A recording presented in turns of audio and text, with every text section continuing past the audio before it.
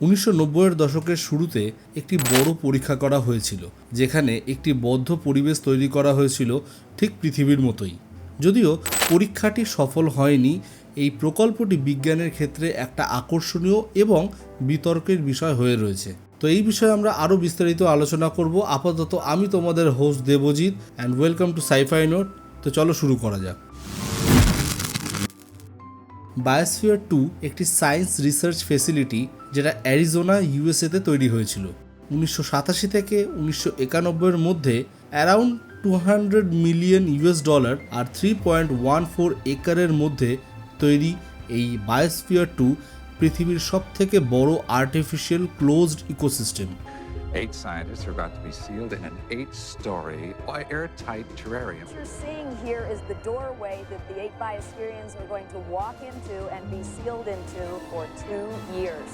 8 জন crew member সহ এই বায়োস্ফিয়ার 2 এর পারপাস ছিল আউটার স্পেসে বা অন্য কোনো প্ল্যানেটে এই 8 জন ক্রিউ মেম্বার বা বায়োস্ফিয়ারেন্সদের হিউম্যান লাইফের সাথে সাথে ইকোসিস্টেমকে ডেমনস্ট্রেট করা বা প্রদর্শন করা।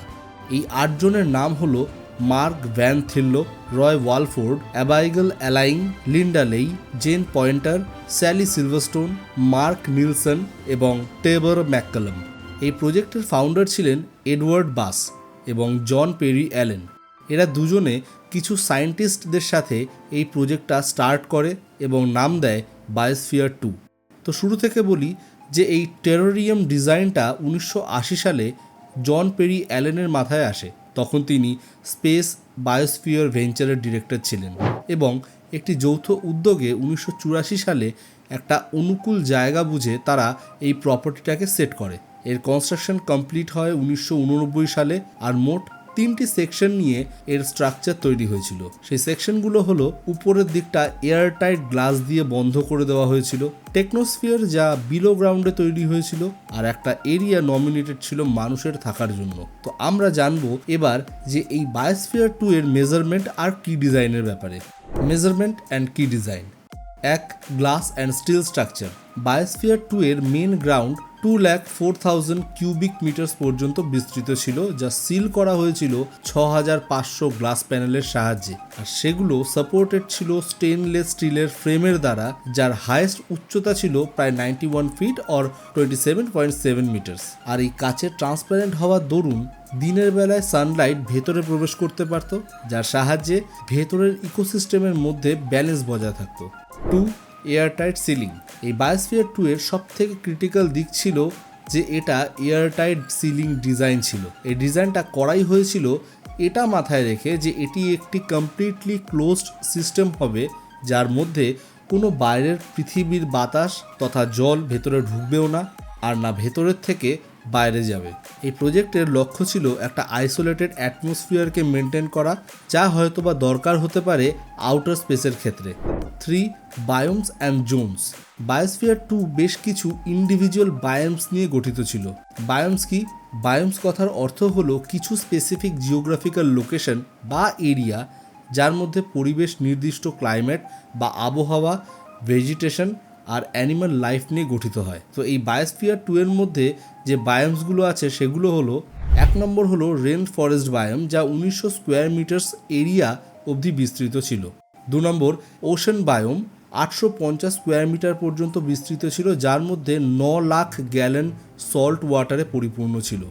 ডেজার্ট বায়োম, যা শুষ্ক আবহাওয়াযুক্ত এরিয়াতে 1400 স্কোয়ার মিটার পর্যন্ত বিস্তৃত ছিল। 4. সাভানা বায়োমস।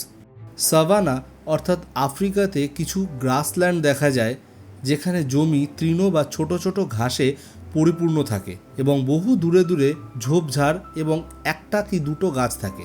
বড় গাছগুলোর মধ্যে দূরত্ব বেশি হওয়ার দরুন এই জমি সম্পূর্ণরূপে সূর্যালোক পেতে পারে। ঠিক এমনই একটা পরিবেশ নিয়ে গঠিত হয়েছে এই সাভানা বায়োমস। 5. ম্যানগ্রোভ ওয়েটল্যান্ডস নামে একটা বায়োম, যেখানে ওয়াটার সিস্টেম আর ম্যানগ্রোভ প্রজাতির গাছের ইন্টারাকশনকে স্টাডি করা হতো। 6. এগ্রিকালচার বায়োম, যেখানে এই বায়োস্ফিয়ারেন্সরা চাষাবাদ করত এনভায়রনমেন্টকে কন্ট্রোল করার জন্য। 7. হিউম্যান হ্যাবিটেট, অর্থাৎ সেই বায়োস্ফিয়ারেন্সরা বা ক্রিউ মেম্বার্সরা লিভিং কোয়ার্টার হিসেবে ব্যবহার করত। এবার আমরা জানব টেকনোস্ফিয়ার এবং তার ইনফ্রাস্ট্রাকচারের ব্যাপারে। বায়োস্ফিয়ার 2 এর নিচে বা বিলো গ্রাউন্ডে মেকানিক্যাল এবং টেকনিক্যাল সিস্টেমের একটা সিরিজ রয়েছে যা টেকনোস্ফিয়ার নামে পরিচিত। এই সিস্টেমের সাহায্যে ওই বায়োমসগুলোর মধ্যেকার বা টোটাল বায়োস্ফিয়ার 2 এর ভেতরের ক্লাইমেট কন্ট্রোল, বায়ু পরিচালনা, জলের সার্কুলেশন, বজ্র পদার্থের ব্যবস্থাপনা এবং পর্যবেক্ষণে ব্যবহার করা হতো। এই বায়োস্ফিয়ার 2 এর দুটো লাংস ছিল। কেমন? এই সিল্ড স্ট্রাকচারের মধ্যে বায়ুচাপ পরিবর্তন হওয়ায় বায়োস্ফিয়ার 2 এর মধ্যে দুটো বড় বড় এবং ফ্লেক্সিবল লাংস বা ভেরিয়েবল ভলিউম চেম্বার ছিল। দিন আর রাতের মধ্যে তাপমাত্রার যখন পরিবর্তন হয় তখন তার সাথে সাথে এই বায়োস্ফিয়ার 2 এর ভেতরের তাপমাত্রাকে ব্যালেন্স করতে এই ডোমস বা লাংসগুলো সংকুচিত এবং প্রসারিত হতো। তো এবার জেনে নেব আমরা মেজারমেন্ট অ্যান্ড কি ম্যাট্রিক্সের ব্যাপারে। অক্সিজেন এবং CO2 লেভেল প্রাথমিকভাবে পৃথিবীর বায়ুমণ্ডলীয় পরিস্থিতি বজায় রাখার জন্য ডিজাইন করা হয়েছিল এই বায়োস্ফিয়ার 2কে। তাই বায়োস্ফিয়ার 2 এর মধ্যে অক্সিজেন লেভেল 21% থাকার কথা ছিল। তবে স্টাডি করার সময় অক্সিজেনের স্তর ধীরে ধীরে কমে যায় আর প্রায় 14% অর্থাৎ 14% নেমে আসে। অনুমান করা হয়েছে যে এই স্তর নেমে যাওয়ার পেছনে যে আসল কারণটি ছিল সেটি ছিল মাটির ভেতরে অক্সিজেন শোষণকারী মাইক্রোবায়াল অ্যাক্টিভিটির জন্য এবং ক্রিউ মেম্বার্সদের নিঃশ্বাস প্রশ্বাস নেওয়ার জন্য। আর অন্যদিকে CO2 অর্থাৎ কার্বন ডাই অক্সাইডের লেভেল ওঠানামা বা ফ্ল্যাকচুয়েট করতে থাকে এক্সপেরিমেন্টের সময়, কারণ সিস্টেমের ভেতরের যে গাছগুলো ছিল তাদের ভারসাম্য বজায় রাখতে চেষ্টা চালাচ্ছিল। এটি দীর্ঘমেয়াদী গবেষণার জন্য একটি প্রধান বিষয় ছিল, বিশেষ করে জলবায়ু পরিবর্তন আর ইকোসিস্টেমকে বজায় রাখার ক্ষেত্রে। Water system. ওশেন বায়োমসের মধ্যে 9 লাখ গ্যালন বা 3.4 মিলিয়ন লিটার জল ছিল, যা কোরাল রিফ আর সামুদ্রিক ইকোসিস্টেমকে স্টাডি করার জন্য ব্যবহার করা হতো এবং এই জলের মধ্যে ওয়াটার সাইকেলিংয়ের ব্যবস্থাও ছিল, যা ওয়াটার ওয়েস্টকে পিউরিফাই করা এবং ইনসাইড ইকোসিস্টেমকে টিকিয়ে রাখতে এই সিস্টেমকে ডিজাইন করা হয়েছিল।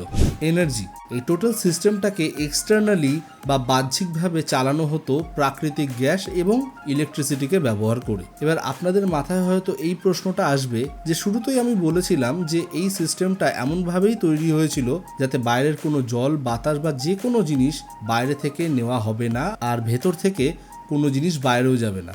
এমনভাবেই এটা তৈরি করা হয়েছিল, কিন্তু ইলেকট্রিসিটি ইনপুটটা বাইরে থেকে নেসেসারি ছিল পরিবেশগত নিয়ন্ত্রণগুলোকে বজায় রাখার জন্য।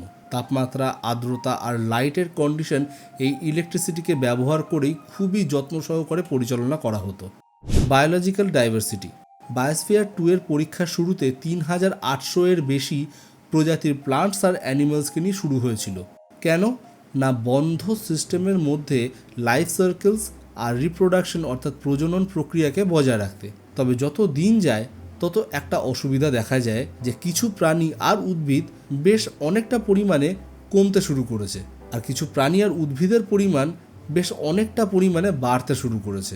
সুতরাং ইকোসিস্টেমকে এখানে মেনটেন করা সম্ভব হয়নি।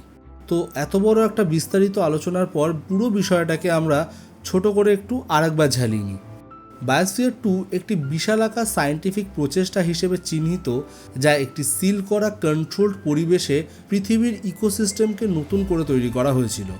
যদিও মূল পরীক্ষাটি উল্লেখযোগ্য চ্যালেঞ্জেসের মুখোমুখি হয়েছিল, যেমন অক্সিজেনের কমে যাওয়া, বিভিন্ন প্রজাতির ইমব্যালেন্স হওয়া এবং সেলফ সাস্টেন হ্যাবিটেটের জটিলতা সম্পর্কে গুরুত্বপূর্ণ এবং ক্লিয়ার ভিউ দেয়। আজকের দিনে এই বায়োস্ফিয়ার 2 গবেষণার ক্ষেত্রে সুবিধা বা ফেসিলিটিতে পরিণত হয়েছে, যা ক্লাইমেট চেঞ্জ আর ইকোসিস্টেমের স্থিতিস্থাপকতা সম্পর্কে আমাদের বোঝাপড়াকে এগিয়ে নিয়ে যাচ্ছে। এর আরও একটা সাইড হলো এর সাহায্যে পৃথিবীতে বা ভবিষ্যতে মহাকাশে বিচ্ছিন্ন পরিবেশকে টিকিয়ে রাখার সব রকম সমস্যার ওপর আলোকপাত করা আর সায়েন্টিফিক চ্যালেঞ্জগুলোর মুখোমুখি হতে মানুষকে কৌতূহল, ইনোভেশন আর অধ্যাবসায়ের জন্য একটা সাক্ষ্য হিসেবে কাজ করছে। তো এবার একটা প্রশ্ন খুব সহজেই আমাদের মাথায় আসছে যে এখন বায়োস্ফিয়ার 2 এর ভেতরে কি চলছে? সেটা কি অ্যাক্টিভ আছে নাকি এখনও সেখানে ইনঅ্যাক্টিভ অবস্থায় পড়ে আছে? তো সেই বিষয়ে বলতে গেলে এটা বলা যায় যে আজ বায়োস্ফিয়ার 2 এর অ্যাক্টিভিটি জলবায়ু পরিবর্তন আর ইকোসিস্টেমের স্টাডিজের ওপরে বেশি ফোকাস করে একটি রিসার্চ হাব হিসেবে কাজ করছে। ইউনিভার্সিটি অফ অ্যারিজোনার মালিকানাধীন এই ফেসিলিটি খরা, তাপমাত্রা বৃদ্ধি এবং CO2 এর স্তরের মতো বিষয়গুলোর ক্ষেত্রে বিভিন্ন ইকোসিস্টেম কিভাবে রিয়্যাক্ট করছে তার উপর এক্সামিন করছে। বর্তমান প্রজেক্টগুলোর মধ্যে রয়েছে rainforest biome, rainforest বায়োমসে খরার পরিস্থিতি আর ওশান বায়োমসে মহাসাগরের অম্লতা অর্থাৎ ওশান অ্যাসিডেশনের এফেক্ট নিয়ে স্টাডি। আর এই এক্সামেনগুলো সায়েন্টিস্টদের পৃথিবীর পরিবেশগত চ্যালেঞ্জগুলো বুঝতে যেমন সাহায্য করছে, তেমনি ভ্যালুয়েবল কিছু ক্লিয়ার ভিউ প্রোভাইড করছে স্পেস সিস্টেমকে এক্সপ্লোর করতে। তো আজকের মতো এইটুকুই। জানাও আমাদের যে এই বায়োস্ফিয়ার 2 এর ব্যাপারে তোমাদের কোনো নলেজ ছিল কি না, আর যদি থেকে থাকে তাহলে আমি যদি কোনো পয়েন্ট মিস করি তাহলে সেগুলোকে অবশ্যই কমেন্ট বক্সে জানাও। লাইক করো, শেয়ার করো, সাবস্ক্রাইব করো আর বন্ধুদের সাথে শেয়ার করো ভিডিওগুলো। দেখা হচ্ছে নেক্সট ভিডিওতে।